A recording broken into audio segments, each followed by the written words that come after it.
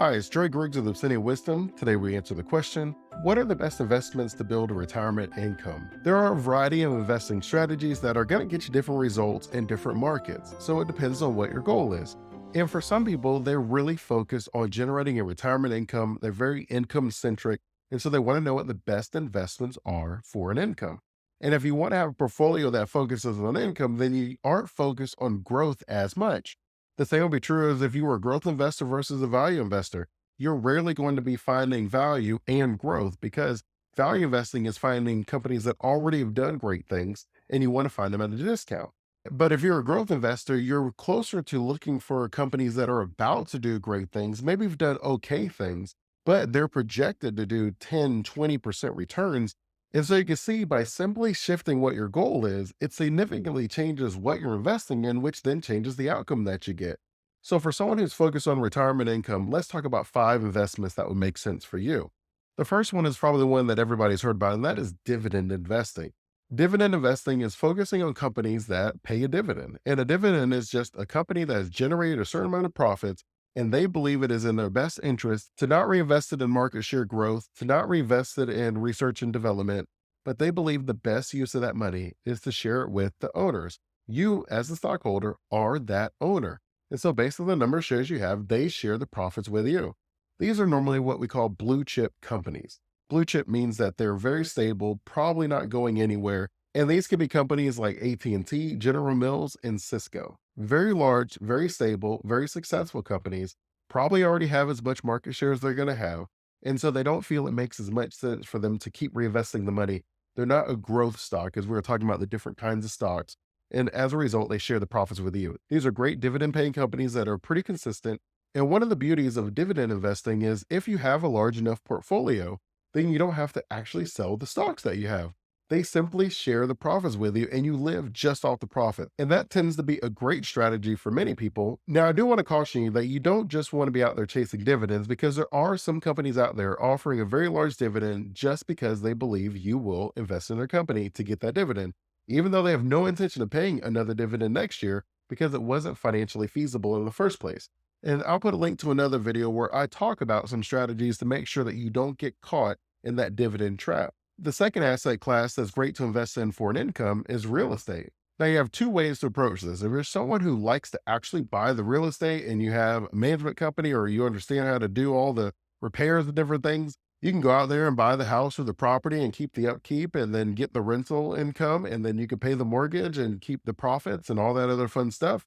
But if that doesn't sound like fun to you, then you can invest in REITs, real estate investment trust. When you invest in a real estate investment trust, I am someone who enjoys and loves real estate investment trust for a variety of reasons. But the number one is if I was to choose the type of companies that I would want to invest in, these multi-million dollar malls, these multi-million dollar apartment complexes, well, what would I do to achieve that goal? I would have to raise money. I would put a pool of money together from a variety of investors, and then I would have to look and find these places, and then I would put a bid on it, and I would buy it, and then we would manage it. Well, that's essentially what a REIT is.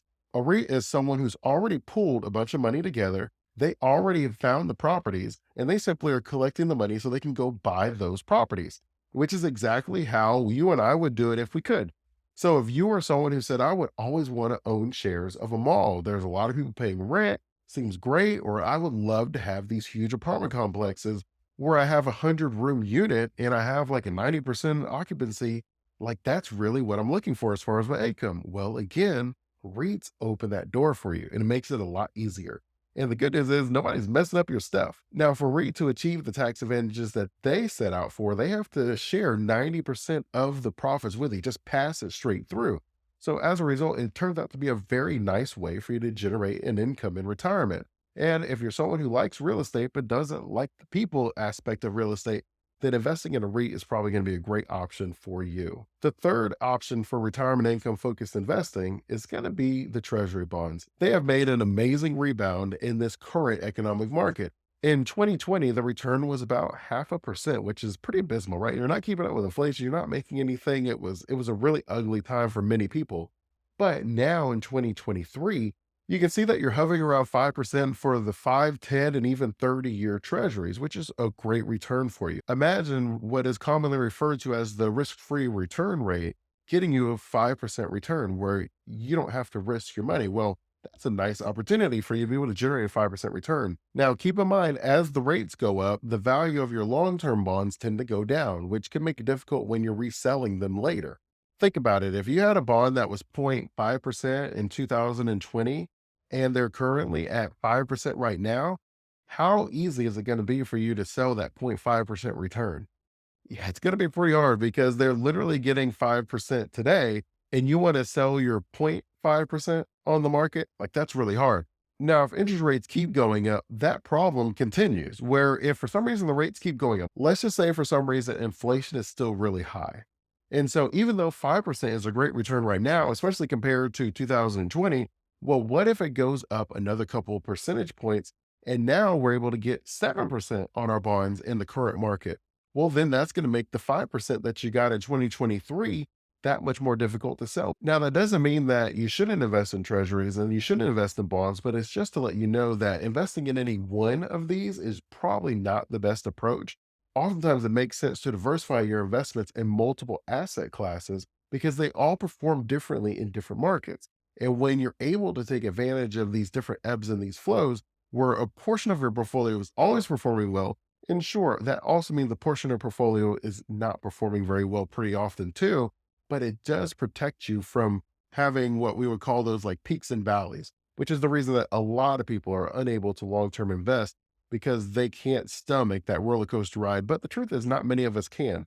It makes more sense to build a portfolio that has a low amount of volatility, something that you can have a decent range of what you can expect versus having a highly volatile where you could gain 50% but you're going to lose 75%.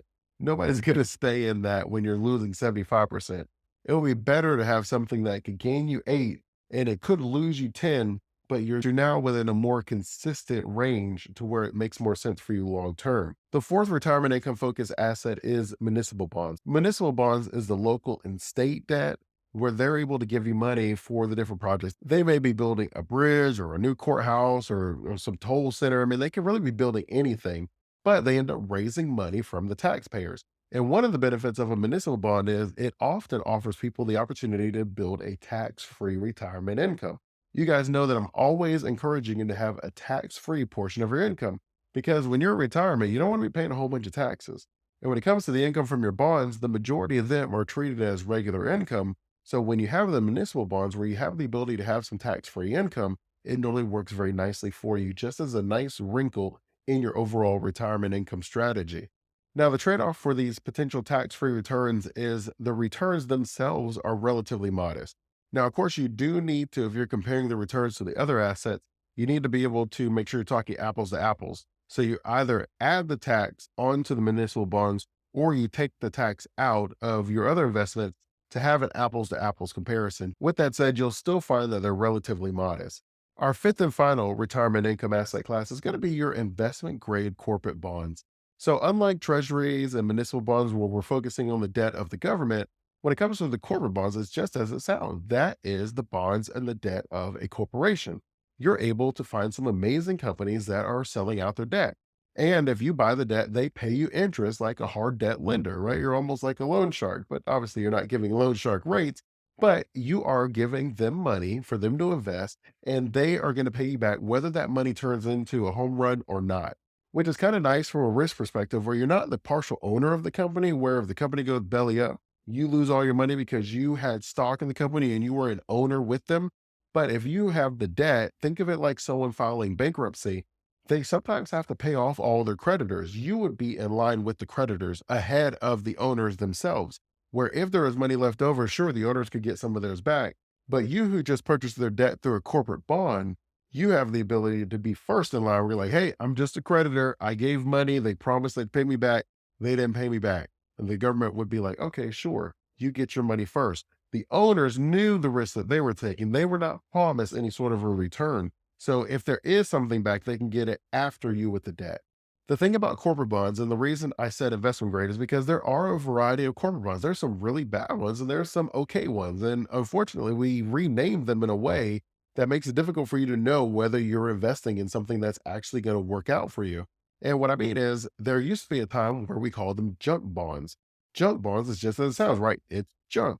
it is unlikely that these people are going to pay you back. Think of it like the bad credit of corporate bonds, where this company is not paying anyone back. They don't have enough money on their balance sheet. I'm not sure why anyone would give the money. All the banks in the most viable ways to generate money have said, no, thank you. This is not a good opportunity. We're not even touching you with a 10-foot pole. And so then you would have what was called a junk bond, where you knew that there was a chance to get a very high return. Because just like for normal people, if you have bad credit, then you normally pay a higher rate than someone with good credit. So think of your investment grade bonds as someone with good credit. And think of someone with junk bonds, which, by the way, we now call high yield bonds, which you're like, oh, who wouldn't want a high yield bond? It's a high yield. Well, the reality is the high yield bonds is what we used to call junk bonds. And obviously, people, when you said who would want a junk bond, everybody was like, I don't think I want that. And so they're like, okay, well, what if I rebranded it to a high yield bond? How do you feel about that? And the people were like, I feel better. I feel strangely better about a high yield bond, like a high yield, right? But it still is someone that you would consider with bad credit and a very high likelihood of not paying you back on time. And even though they promise the world to you, there's a very good chance that as soon as you give them the money, you'll never see them again. That is a high yield bond. Now, if you were someone who wanted to take that risk, where you opened yourself up to being able to receive a higher than normal return, because it is true, giving your money through a corporate bond to a grade A company, well, they're going to get a grade A rate. So you're not going to be able to get as high of a return because, as we just said, those with better credit get lower interest rates. That's true for people, that's true for businesses. But you have to decide how much risk are you willing to take to get a higher return, knowing that the person who's going to pay the higher rate probably doesn't have any other options because they are seen as too risky by most financial institutions. And so I do want to just caution you on that. Now, for some people, they're like, look, Dre, I got this hunch, or I know somebody, or this is my play money. Sure, knock yourself out. But if your plan is to fund 10, 20, 30% of your overall portfolio with high yield junk bonds, then I'm going to say, look, this is probably not going to work out for us because you have a high probability in that scope of companies that many of them are going to default and they're not going to pay you back, that you're not going to see any of the money.